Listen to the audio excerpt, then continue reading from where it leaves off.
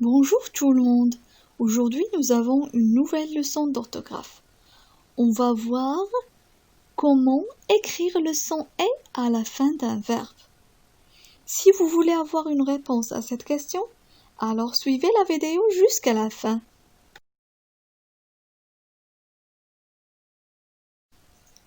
Le son « est » à la fin des verbes peut s'écrire de différentes manières, et cela pose parfois un problème à l'écrit.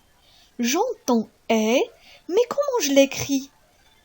S, E accent aigu, E accent aigu E, E accent aigu S, E accent aigu ES, AI, AIS, AIT, AIENT, ER ou bien EZ. C'est vrai qu'il existe de multiples possibilités. Je vais alors vous donner une astuce.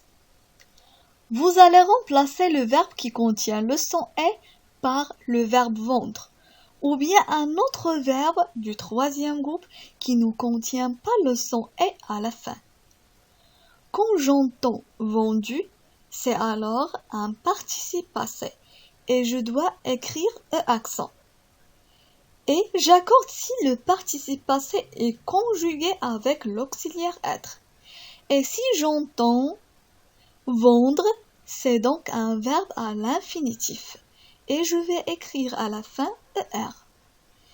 Et si j'entends vendez, donc c'est un verbe à l'imparfait.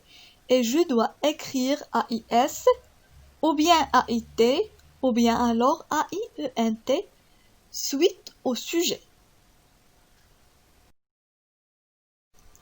Illustrons maintenant avec des exemples. Exemple numéro 1.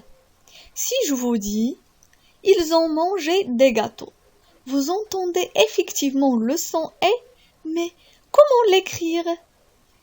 Si on remplace le verbe qui contient le son « est » par le verbe vendre, on obtient « Ils ont vendu des gâteaux ».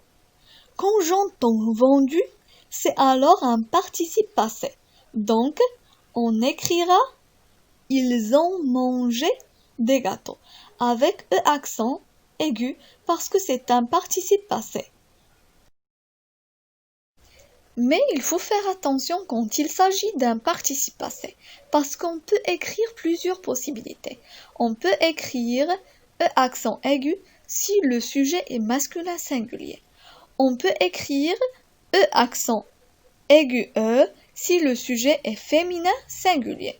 Ou alors E accent aigu S si le sujet est masculin pluriel. Ou enfin E accent ES si le sujet est féminin pluriel. Il faudra juste faire attention au sujet si ce participe passé est conjugué avec l'auxiliaire être. Prenons le deuxième exemple. Si je vous dis « Il refuse de manger ce gâteau », vous entendez bien sûr le son « est », mais comment l'écrire? Si on remplace le verbe qui contient le son « est » par le verbe vendre, on obtient « Il refuse de vendre ce gâteau ». Quand j'entends vendre, c'est donc un verbe à l'infinitif et je dois écrire « Il refuse de manger ce gâteau » avec ER à la fin parce que c'est un verbe à l'infinitif. Il existe une autre astuce plus simple. C'est qu'après une préposition, on utilise toujours le verbe à l'infinitif. Prenons des exemples et commençons par la préposition de. Il est bavard, il continue de parler. Comme vous observez, le verbe est placé derrière la préposition de et il est mis à l'infinitif. On a la marque de l'infinitif ER à la fin du verbe. Prenons un autre exemple. C'est la préposition sans. Il a gagné sans tricher. Sans, c'est la préposition. Il est placé devant le verbe. Le verbe est donc mis à l'infinitif parce qu'il est placé après la préposition sans. Passons au dernier exemple. C'est la préposition pour. Nous racontons cette blague pour plaisanter. Là encore, le verbe est placé derrière la préposition pour et il est mis à l'infinitif. Très bien.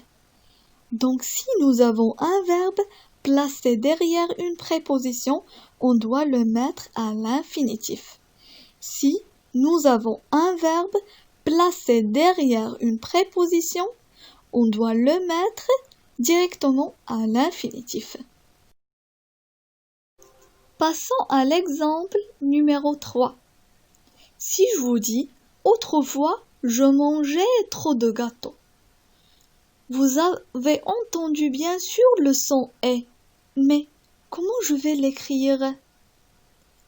Si on remplace le verbe qui contient le son « est » par le verbe vendre, on obtient « Autrefois, je vendais trop de gâteaux ». C'est un verbe à l'imparfait. Donc, je vais écrire « Autrefois, je mangeais de gâteaux » avec AIS à la fin parce que c'est un verbe à l'imparfait.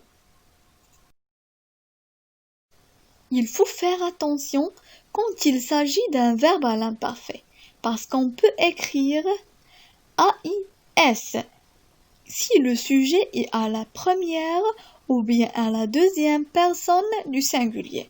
On peut écrire AIT si le sujet est à la troisième personne du singulier. Ou alors AIENT si le sujet est à la troisième personne du pluriel. Il faudra juste faire attention au sujet pour choisir la bonne terminaison. Il nous reste deux autres façons pour écrire le son « est », c'est EZ et AI. Si vous et le sujet pensez à mettre EZ, par exemple, vous écoutez la leçon, vous allez mettre EZ parce que le sujet est vous.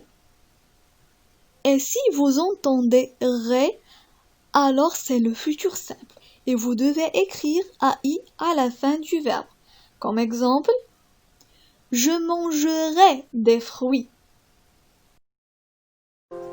Notre leçon est terminée, mais je reste à votre entière disposition pour répondre à vos questions et vous aider à bien comprendre.